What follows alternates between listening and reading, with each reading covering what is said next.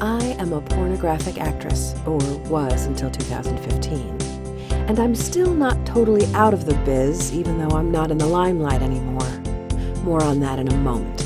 Right now, I want to explain why I got into porn. It's very simple. I am a very good-looking woman, and I have a volcanic amount of sex drive.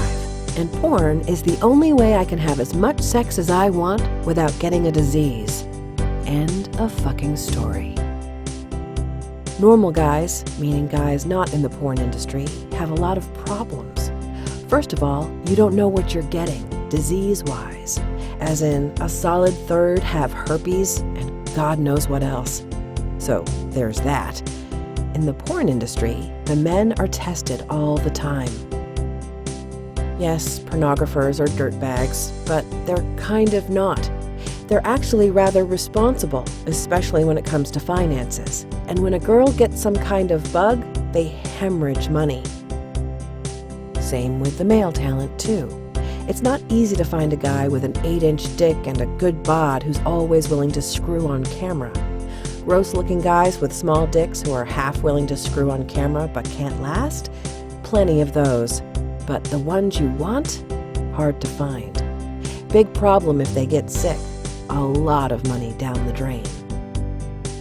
But the disease factor is only one of many. So let's talk about the others. Guys are very clingy. The stereotype is that women are the clingy ones and can't handle a one-night stand. And there is a certain truth to that, but only a certain truth. If a guy is attracted to a woman, he won't just have a one-night stand with her if he has a choice. He'll screw her every night or every weekend, whatever his schedule allows. A guy always goes back to good pussy. He can be married, a born-again Christian, or a presidential candidate. If he likes fucking you, the question is not whether, but how. Hence the problem. If I get it on with some fella and I don't like him, I can expect a series of idiotic phone calls and emails and even visits. Some guys are decent and go gently into that masturbating night, but others are dangerous. And if you're like me and want to have a lot of sex, that is a problem. The probabilities just don't work out. What about gigolos? Don't exist. Too expensive if they did. The ones who do are gay. Gross. Plus, why pay if I can get paid? Because of morality and pride. Great. Now give me a reason I give a fuck about. There's more. Real men have bad bodies. Porn men have good ones. Real men are concerned about reputation and all that bullshit. Real men are very likely to have potency problems. Real men have wives and girlfriends who are usually more dangerous than they are. Real men respond defensively to sexual overtures. A girl can't proposition a man without getting a lot of tiresome blowback. There are more reasons. A lot of men are neurotic as fuck. If I want to be a little kinky, they freak out. Most men are not sexual enough to satisfy a girl like me. Interestingly, the ones who are sexual enough tend to be very brainy, and brainy guys are not easygoing. And they're more vindictive than normal guys.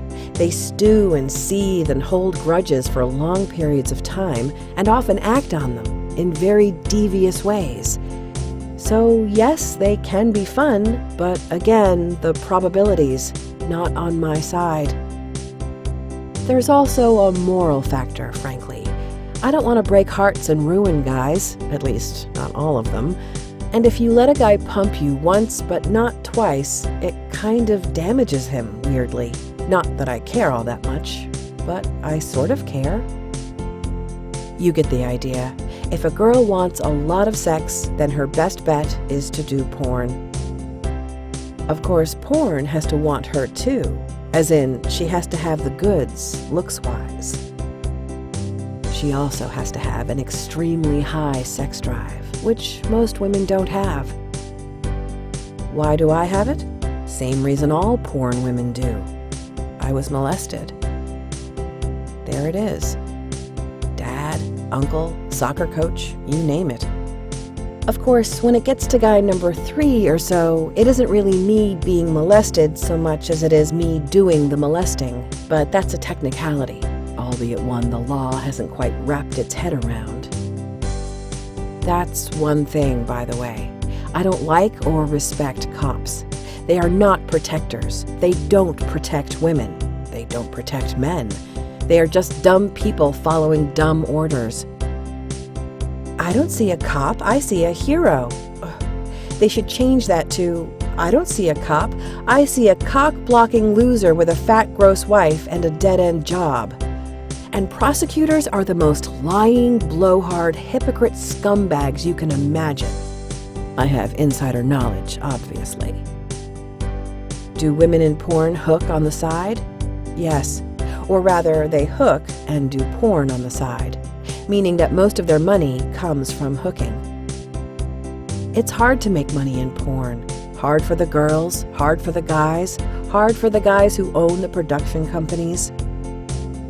When a girl gets a name for herself in porn, her street value goes up by a factor of 3, and the porn director, who doubles as her pimp, recovers his porn losses from the markup.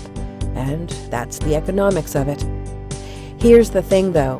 These are not open market girls. They can't be. The prices are too high. And the porn kingpins are morbidly worried about the girls getting diseases. So the girls are circulated among guys who have been vetted. Vetted for dough, vetted for diseases, and also vetted for mental health issues. No psychos allowed. It's an underworld that is not often mentioned. And it's a pretty good underworld, disease-free largely. The clients are not violent. They don't cut you or break bones. The pimps are basically money men with a little extra libido because that's what pornographers are. So it actually works out pretty well for everybody. But yes, that's where the money comes from. Not from porn per se, but from the porn-based markup on the closed-circuit prostitution market. Yes, some porn directors can make a little money from porn, even in this day and age, but only a little. There is too much competition. Being a pornographer is like being a writer in the aftermath of Amazon. It's easy to break into and just as hard to make money at. No need to shed any tears, though. What they don't make doing porn, they more than make up for putting their girls to work. The other thing is that a girl's porn shelf life is short, seldom more than a year or 2. In order to look so good that people will want to watch you screw, you have to look very, very good. And it's not easy to keep your body in that kind of condition for that long. It's a little like being a professional athlete, I would imagine. When girls leave porn, they sometimes say that it had to do with the degradation and all that horse shit. Lies, lies, lies. They get out because they want to eat ice cream and they don't want to go to the gym every day. They're just lazy fucking scumbags, and that's the end of it. Sometimes a porn girl will try to make a go of a legitimate career. They'll try real estate or something, maybe even medicine, and sometimes it takes off. But when a girl does that, it isn't because she wants something better for herself. It's just a purely financial proposition.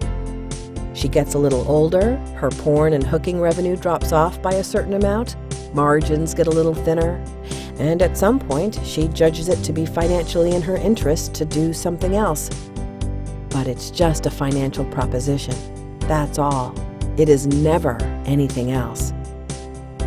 And when they do succeed in their new ventures, those ventures tend to be continuous with their porno careers. The obvious examples being businesswomen like Jenna Jameson, although that particular example is a bit on the bogus side since she's pretty much just a front man. But even if we set aside cases where some porno dummy is just window dressing for some behind-the-scenes profiteer, a porn star's second career, supposing that it gets off the ground, is always a continuation in some way or other of her porno career. Some girls become doctors, no joke, but they study dicks and cunts and tits. The point being that their new careers are driven by the same fascination with physicality that led them into porn, with the qualification that this time around they're being a tad more cerebral about the matter than they were the first time. And there are a lot who go into business in a real way, not a frontman way. But again, if the new career launches, it is rooted in porn and embodies a desire to stay in it. The girl will design cosmetics or start a niche dating site, something that keeps her emotionally close to where her heart is, which is porn. If she tries to do something that negates her porn past, she just flops and will crawl right back to porn, no matter how advanced her years, gruesomely enough. The ones who have a shred of dignity and brain power will try to direct or produce. But in most cases, they just settle for being old bags who get railed on camera and lick cum off the floor for $60 a day. But yes, when they leave porn, it is absolutely never because of some moral awakening. It is always a purely financial decision. And that financial calculus is usually pretty obvious. Porn actresses pay for their own hair, nails, panties, waxing, etc. They're not like normal actresses, and it's expensive. And the guys who pay for our off-camera services demand quality. Nice dresses, nice everything, including a nice attitude. All of which is rather involved, financially and otherwise. So when a girl gets into her late 20s, it becomes very hard for her to recover costs. Sometimes when a girl knows her time is up, she goes into retaliation mode.